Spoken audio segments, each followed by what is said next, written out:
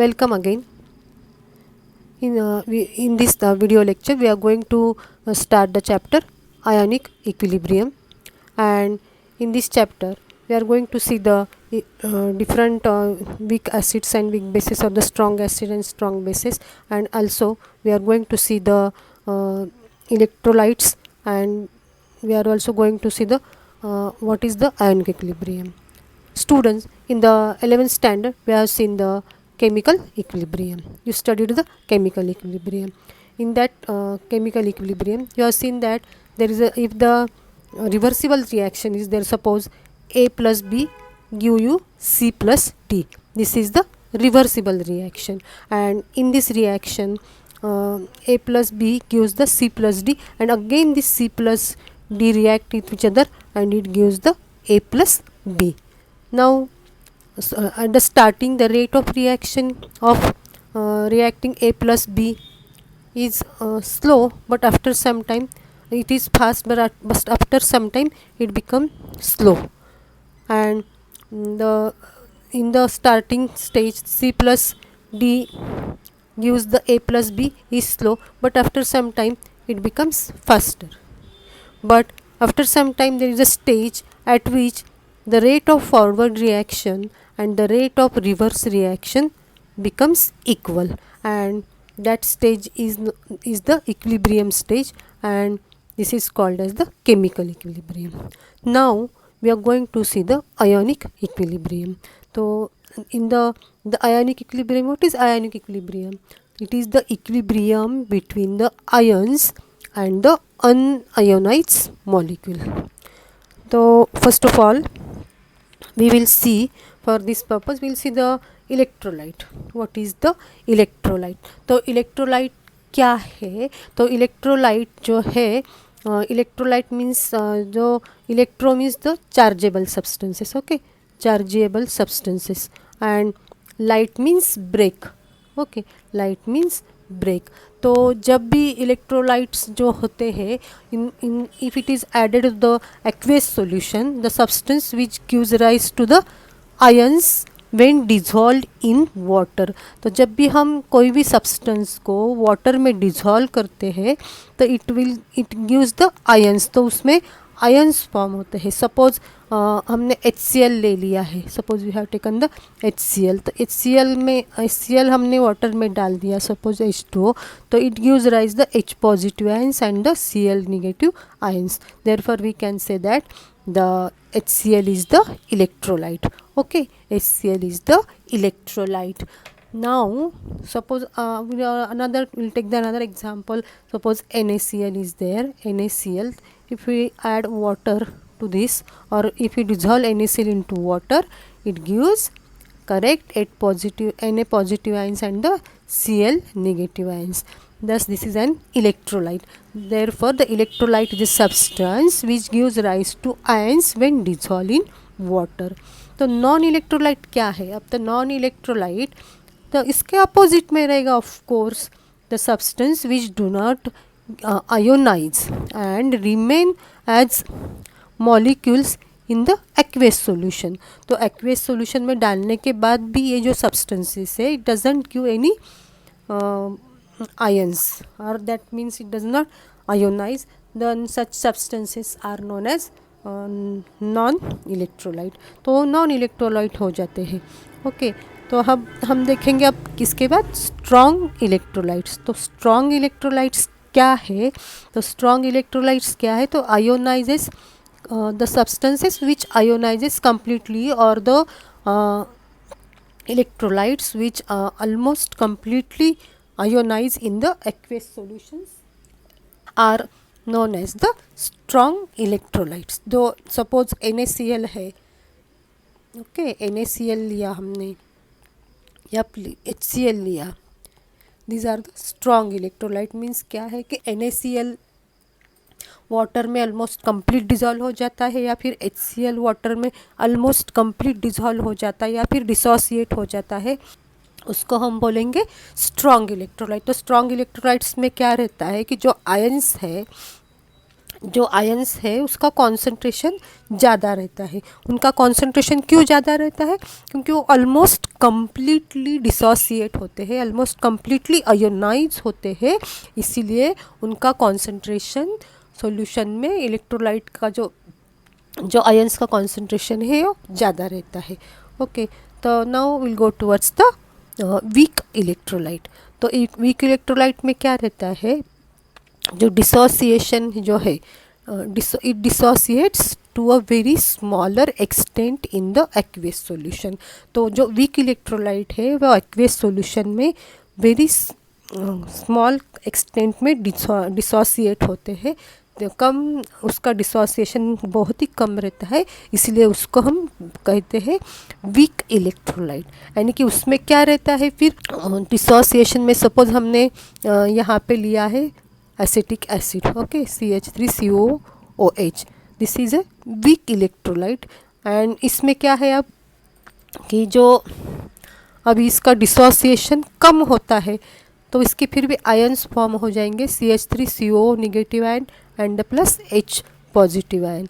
तो इसमें अभी डिसोसिएशन कम है इलेक्ट्रोलाइट का, तो इसमें अभी ये रिएक्शन रिवर्सिबल रहेगी, क्योंकि फिर से ये H positive ion Cl negative के साथ ये एसीटेट आयन के साथ रिएक्ट हो जाएंगे और हमें फिर से ये मिल जाएगा। तो अभी यहाँ पे जो भी वीक इलेक्ट्रोलाइट है, it dissociate to a smaller extent in the aqueous solution. तो इसमें क्या हो जाता है फिर, जो हमने अभी आयोनिक इक्विलिब्रियम देख लिया है, the equilibrium between the ions and the unionized molecule. तो यहाँ पे जो इक्विलिब्रियम एस्टेब्लिश होगा after some time, because the rate of the forward and the reverse reaction will be the same, and यहाँ पे इक्विलिब्रियम इस्टेब्लिश हो जाएगा ions के बीच। ये जो आयंस है इसके बीच, ये आयंस के बीच कुछ इक्विलिब्रियम इस्टेब्लिश हो जाएगा, ये आयंस और अनआयोनाइज जो इलेक्ट्रोलाइट है हमारा वीक इलेक्ट्रोलाइट, इसके बीच में यहाँ पे हमें कुछ आफ्टर सम टाइम यहाँ पे इक्विलिब्रियम इस्टेब्लिश हो जाएगा, और this is known as the ionic equilibrium. Now we got the what is ionic equilibrium. Now we are after that we are going to see the degree of dissociation. तो degree of dissociation क्या है? तो suppose हमने यहाँ पे हम एक example देखेंगे कि हमने NaCl लिया है, okay, NaCl is an electrolyte, strong electrolyte है। तो सपोज हमने यहाँ पे देखा है कि हमने जो NaCl लिया है, तो NaCl में हमने 100 जो मोल है NaCl के, suppose this is the 100 mole of NaCl and we have, हम उसको हम एक्वेस सॉल्यूशन में डाल देंगे। इसको हमने एक्वेस सॉल्यूशन में डाल दिया तो क्या हो जाएगा, उसमें से 50 जो मोल है, 50 मोल जो है वो डिसोसिएट हो जाएंगे, that will be get dissociated. And अभी ये 50 जो मोल है कितने इसमें डिसोसिएट हो गए, तो हम इसको कैसे लिखेंगे, 100 में से 50 ml जो है, 50 मोल जो है वो डिसोसिएट हो गए, करेक्ट। 100 में से 50 मोल हमारे डिसोसिएट हो गए हैं। तो जो हमारे टोटल नंबर ऑफ मोल्स कितने हैं, 100, okay. Total number of moles हमारे 100 है और उसमें से ओनली 50 मोल्स डिसोसिएट हो गए हैं। तो जो अनडिसोसिएटेड है वो 50 है। तो अभी हम देखेंगे कि जो डिग्री ऑफ डिसोसिएशन क्या है। तो डिग्री ऑफ डिसोसिएशन का मतलब क्या है, तो fraction of total number of moles of electrolyte that dissociated, okay, that dissociated into its ions when equilibrium is attained. So it means we can say that the degree of dissociation at equilibrium, the fraction of total number of moles of electrolyte that dissociate. तो हमारे यहाँ पे 50 moles dissociate हो गए out of 100, तो into its ions में dissociate हो गए एट इक्विलिब्रियम। तो हम डिग्री ऑफ डिसोसिएशन जो हमको मिलेगा यहाँ पे, डिग्री ऑफ डिसोसिएशन सपोज हम लिखेंगे यहाँ पे it is denoted by degree of dissociation is denoted by alpha which is equal to number of moles dissociated upon total number of moles. यानी कि हमारे जो टोटल नंबर ऑफ मोल में से कितने नंबर ऑफ मोल्स डिसोसिएट हो गए, that is known as the degree of dissociation. तो उसके बाद हमको देखना है परसेंटेज डिसोसिएशन. जो परसेंटेज डिसोसिएशन जो है, percentage dissociation is the alpha into 100, that is the degree of dissociation into 100, that will become the percentage dissociation. Now students, we are going to see the acids and bases. We are going to see the acids and bases. If we consider our day-to-day life, in the day-to-day life there are different familiar acids we have seen, that is the acetic acid. Suppose हमने ले लिया acetic acid, which is the vinegar. In the vinegar there is an acetic acid, or in the lemons or in the oranges there is an citric acid. Okay, citric acid is there. Tartaric acid is present in the tamarind. Or we also have seen the bases different, that is the magnesium hydroxide. Magnesium hydroxide is the base which is an antacid. Thus these are different examples of acids and bases we just see in our day to day life. And now in this these are the general acids and bases, but there are different theories of acids and bases. तो different scientist ने बता दिया है कि acid क्या है या फिर बेस क्या है. तो स्टार्टिंग में जो अरेनियस जो साइंटिस्ट है, तो उसने बता दिया है अपने को कि एसिड क्या है और बेस क्या है. ओके, तो जो एसिड है, a substance which contains hydrogen and gives rise to H positive ion in the solution. तो जो कौन सा भी सब्सटेंस, उसमें हाइड्रोजन होना जरूरी है, that is it contains hydrogen and it gives rise to H positive ions in the solution. तो सपोज हम will take the example of HCl. Suppose HCl, हमने HCl का एग्जांपल यहाँ पे लिया है. HCl is a strong electrolyte. HCl जो है वो स्ट्रॉन्ग इलेक्ट्रोलाइट है. तो इसको हमने वाटर में डाल दिया तो वो ऑलमोस्ट कम्प्लीटली डिज़ोल्व हो जाएगा, राइट, डिसोसिएट हो जाएगा HCl वाटर में. तो यहाँ पे हमको क्या मिलेंगे, आयंस मिलेंगे, क्योंकि वो डिसोसिएट हो जाएगा तो उसके आयंस मिल जाएंगे, H positive ions and the Cl negative ions. तो हमको ये दो आयंस वहाँ पे मिल जाते हैं.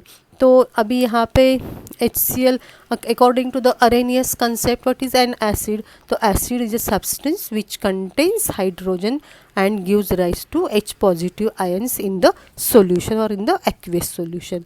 तो इस तरह से हमें यहाँ पे HCl में से डिसोसिएट होने के बाद यहाँ पे हमें H पॉजिटिव आयंस मिल गया है. Therefore according to the Arrhenius theory HCl is an acid. HCl अभी यहाँ पे एसिड हो गया. The same thing we will consider about the will see about the acetic acid. Acetic acid जो है हमारा CH3COOH. तो एसिटिक एसिड जो है वो ऑफ कोर्स वीक इलेक्ट्रोलाइट है, तो कंप्लीट डिसोसिएट तो नहीं होगा. It will dissociate to a smaller extent and therefore there are ions are there and the unionized salt also will be present there. तो यहाँ पे आपको हमें मिल जाएगा, यहाँ पे एसीटेट आयन मिल जाएगा हमें. यहाँ पे क्या मिल जाएगा हमें, acetate ion, that is the CH3COO negative ions plus H positive ions. तो यहाँ पे भी हमें हाइड्रोजन मिल गया है और यहाँ पे हमें एसीटेट आयन मिल गया है. तो this is the reversible reaction, क्योंकि ये वीक इलेक्ट्रोलाइट है, इट विल डिसॉल्व और dissociate to a smaller extent in the aqueous solution, and therefore there will be an equilibrium, and it is the this reaction is just represented by the two half headed arrows, and यहाँ पे भी हमें H positive ion मिल गया है, therefore this is also an acid according to the Arrhenius theory. Now according to the Arrhenius theory, there again concept of bare ions, there is again a concept of bare ions. तो यहाँ पे bare ions जो है H positive ions in water, they hydrate in the aqueous solution and it gives the H3O positive ion. Means जो H positive ions है, acid के जो H positive ions है वाटर के साथ रिएक्ट होंगे और हमें मिल जाएगा यहाँ पे H3O पॉजिटिव आयन्स. तो these are called as the bare ions. Now we will consider about the base. So what is the base according to the Arrhenius theory? That which contains OH group, okay, which contains OH group and produces OH negative ion in the aqueous solution is known as base according to the Arrhenius theory. Now अभी हमने एक आधा हम example देख लेंगे. जो भी example है यहाँ पे, तो सपोज हाँ हम देखेंगे यहाँ पे एग्जाम्पल बेस का NaOH, ओके, NaOH. तो NaOH हमने वाटर में डाल दिया, एक्वेस सॉल्यूशन में डाल दिया, फिर इसका एक्वेस सॉल्यूशन बना लिया, तो it will give Na positive ion plus OH negative ion. तो यहाँ पे जो OH ग्रुप है वो यहाँ पे OH ग्रुप है और ये है OH नेगेटिव आयंस प्रोड्यूस कर रहा है, इसमें OH ग्रुप है और वो OH नेगेटिव आयंस प्रोड्यूस कर रहा है in the aqueous solution. Therefore NaOH is a base according to the Arrhenius theory. और if you again take the another example NH4OH. NH4 is OH, that is the ammonium hydroxide is a weak electrolyte or weak base and it produces NH4 positive ions and the OH negative ions. Therefore since the OH ions are produced or OH group is there present in this salt, therefore according to the Arrhenius theory NH4OH is the base. Okay, thus we have seen according to the Arrhenius theory acid and base concept. Now if in there are different limitations of these theories, okay, it is only applicable to the aqueous solution. तो ये सिर्फ aqueous solution रहा तो ही ये theory applicable है. This is one of the limitation of Arrhenius theory, only applicable to the aqueous solution. The next thing is that it does not explain the basicity of some electrolyte or some substances which don't have any OH group. जो substance में OH group नहीं है उसके basicity के बारे में Arrhenius concept कुछ भी नहीं बताता और कुछ भी explanation नहीं दे पाता. It does not explain the basicity of the substances like NH3 or Na2CO3 which are basic in nature, but this electrolyte or these substances do not contains OH negative ions, right? OH negative ions नहीं है इसमें, but still this behave as bases. Therefore the Arrhenius concept is not able to explain the basicity of these compounds which do not have the OH groups. Okay, these are the limitations of the Arrhenius theory. Okay.